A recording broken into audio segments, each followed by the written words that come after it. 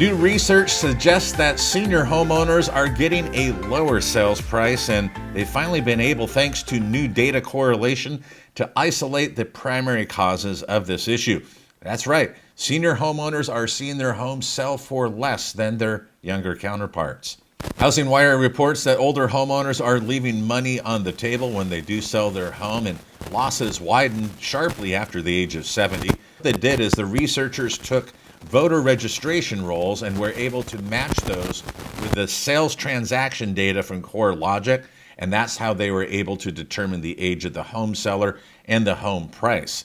In the past, research relied on self-reporting from homeowners, but thanks to that new data set, they can begin to really isolate the cause. And one of the primary issues that is driving lower home sale prices for seniors is the condition of their property. Yes, you're probably guessing right now, deferred maintenance. Housing Wire notes that focusing on properties listed in the multiple listing service where descriptions are more detailed, what the researchers found is that listings had signs of renovation or neglect with words such as fixer-upper or as is. So those were likely to tell a potential home buyer that you can negotiate for a lower price because of the condition of the property. But there's another factor that's pushing down the sale price for senior homeowners, and it is how the home is marketed. Housing Wire notes older sellers are more likely to market their homes off the MLS or multiple listing service using private listings or to sell to real estate investors. And both reduce the exposure of the home to the general public who is interested in purchasing a home, and consequently that can depress the sales price. So when you combine deferred maintenance and how that home is listed as a fixer-upper or as is, and then you also compound that with it being listed in a smaller market off the MLS, you can see why many older homeowners do get a lower price or a sale price on their home. But there may be some reform on the way. It says after Midwest Real Estate Data, which operates that state's largest multiple listing service, they adopted rules to make private listings more transparent, and off MLS sales actually declined. So their return penalty for older sellers dropped by about 0.8% per year to 0.4% according to the study. And researchers say that that reduced the opportunity for a realtor to steer an older homeowner to a lower exposure marketing model into lower end return deals.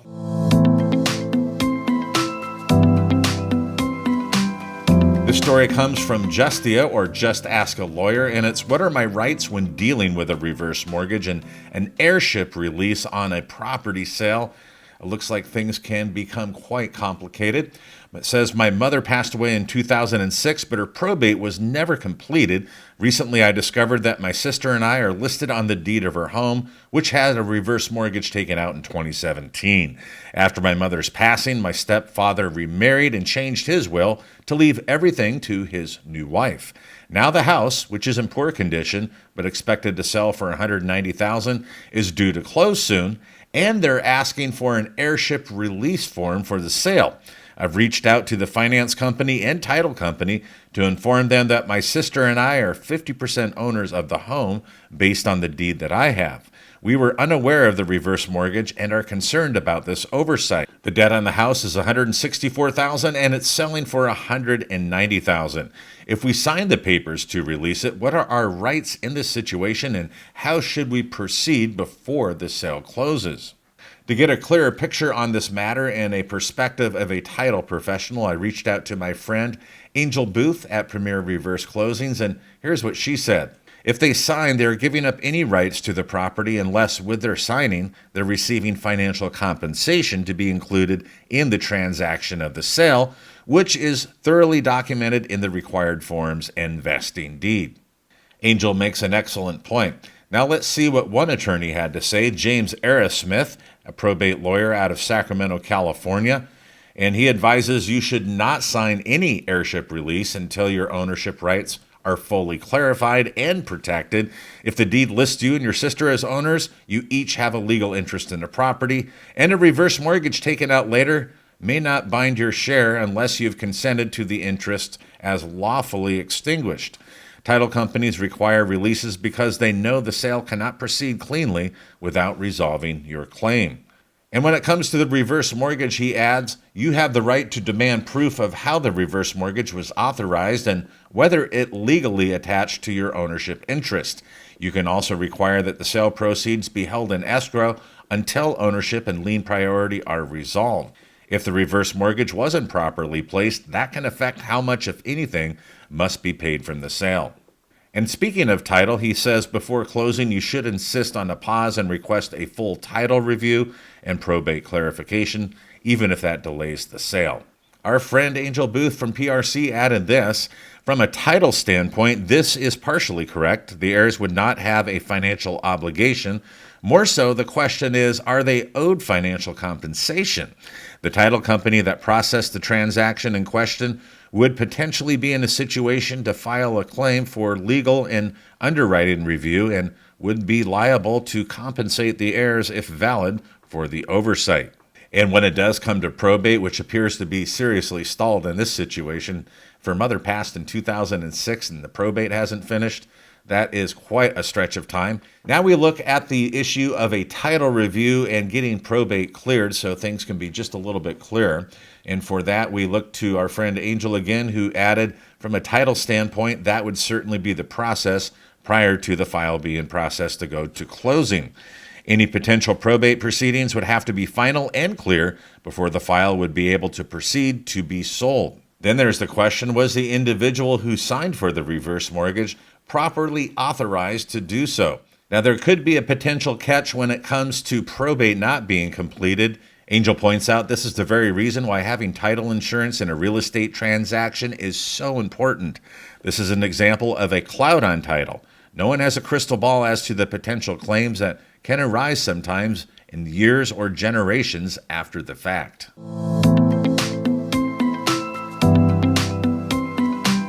We've got good news, folks. FHA and HUD has released a new set of data for the single family production report. That's where we get the case number assignments for new HECM applications, one of the leading indicators of HECM endorsements, and also the HECM snapshot, which breaks down the detail of HECM transactions. So with that latest data, we have with us John McCue from Reverse Market Insight, who will tell us what this data means and what we can expect.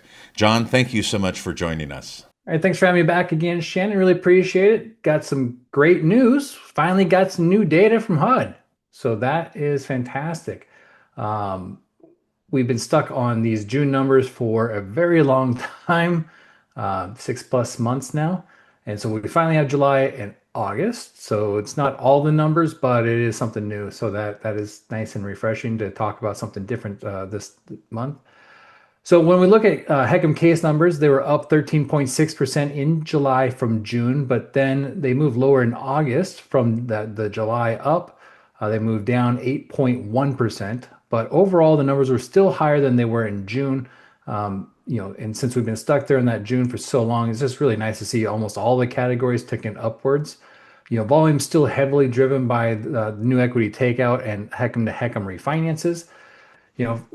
When we start looking, and I'll show you on the next slide here in just a second, but when we start looking at the 10-year CMT, August through October, it continued moving lower. So as we get more data next month, hopefully we'll continue to see improvements in these case numbers. Hopefully we'll see those continue to increase. Our expectation, given recent history with the agency, is that we should probably see 2 more months worth of data updated in February. So normally this would mean September and October, but given that we didn't have any, at least we didn't appear to have any endorsements in October, they may update through November. So we'll just have to wait and see if they update through just September or possibly all the way through November. But regardless, it's just really good to finally have some new numbers to look at, seeing some upward trends as far as case numbers are concerned. Again, just talking about the 10-year CMT, it ended the year on an upward trend, but regardless of that, from where the year started to where it ended at, it drastically ended at a much lower place. So hopefully this, kind of helps us as we move into 2026, helps set us up for hopefully a stronger year than we saw in 2025. As a reminder here, right, no endorsements in October. So November numbers, when we start looking at those, actually have 2 months worth of data, October, November data in here. The December trend is off due to those November numbers because the code that we use to run these reports, it doesn't understand that there's 2 months worth of numbers. So it's trying to say that all the regions were actually down when in reality, when we take the average of these numbers for November, all the regions were actually up in December. Just to kind of highlight a couple different ones, Southeast Caribbean was up almost 27% to 512 loans. Rocky Mountain added 15.7% to 181 loans. And the Southwest gained a little over 15% to 228 loans. Midwest was also up nearly 14% to 216 loans. So overall, even though this is showing a downward trend in all the regions, they were actually all up.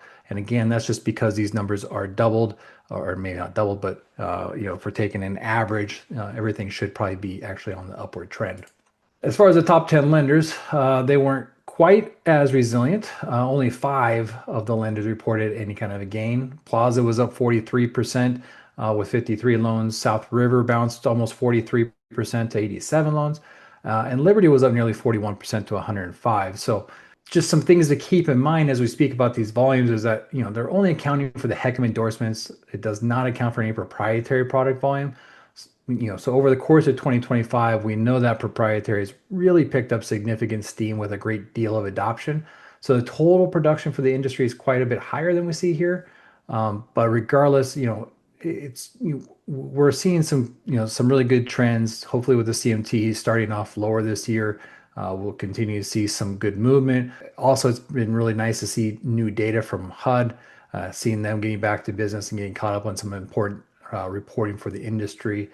And like I said, with a little luck, we'll have a few more months of data to report on next month. So tune in next month to see how much more data we've gotten, and which will also kind of give a clearer picture to what completely happened in 2025, and also hopefully show us what's happening as 2026 begins to start. So with that said, we'll see you next month and have a happy new year.